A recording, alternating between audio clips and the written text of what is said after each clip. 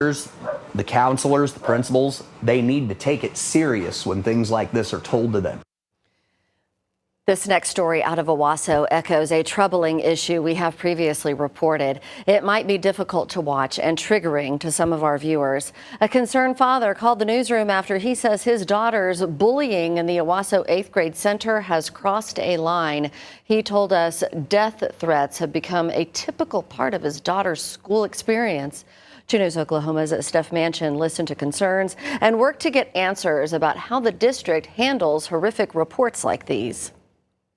It was just 7 months ago that the news of Next Benedict's death rocked the nation. The Owasso sophomore's death was ruled a suicide following a fight they were involved in at school. I first talked to Alice Hartzke around that time about his own daughter's experience in Owasso public schools. It wasn't until now, after watching her go through months of relentless bullying, that he agreed to speak to me on camera. He tells me things have only gotten worse. This is becoming a major problem, especially more so when you call the school system for help on it and they assure you that they'll take care of it.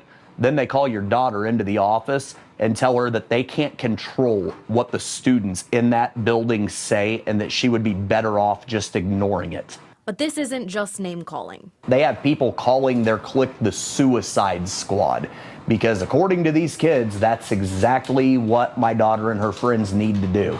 She has boys that are telling her, a dozen times a day that she needs to unalive herself. His daughter Alice says over the last 2 years, she's been verbally and physically assaulted at school. But when she brings it to an administrator's attention, they've told me that they are not in a position where they can handle that, or where they can solve that, or that I need to ignore them. As a part of our back to school coverage, 2 News anchor Corey Duke spoke to OPS Superintendent Margaret Coates about district protocol as it relates to bullying. We want students to feel comfortable, to report things as soon as possible. Don't wait. If you're involved in student conflict or you feel like there's bullying going on, we want that reported immediately, because as soon as this gets reported, we investigate everything that comes our way. I reached out to the district this week, and their director of communications, Jordan Corfidge, says the district was not aware of any physical assaults or death threats with any students this year. Corfidge's statement goes on to say, over the summer, a district committee worked to streamline the reporting process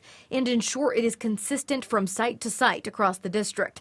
Each and every report is thoroughly investigated. Unfortunately, that hasn't been the Hartzke's experience. Hartzke expected Alice's situation at school to be handled better, especially in the wake of Next Benedict's death. In the last year since this tragedy rocked your district, what kind of preventative action have you seen the district take to alleviate these tragedies from happening in the future? None.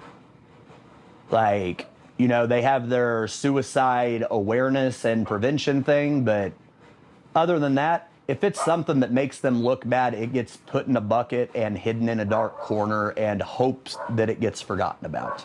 Alice is in counseling to work through these experiences and in a self-defense class for protection. Her dad just wants someone to care enough to make the abuse stop. In Owasso, Steph Manchin, 2 News, Oklahoma.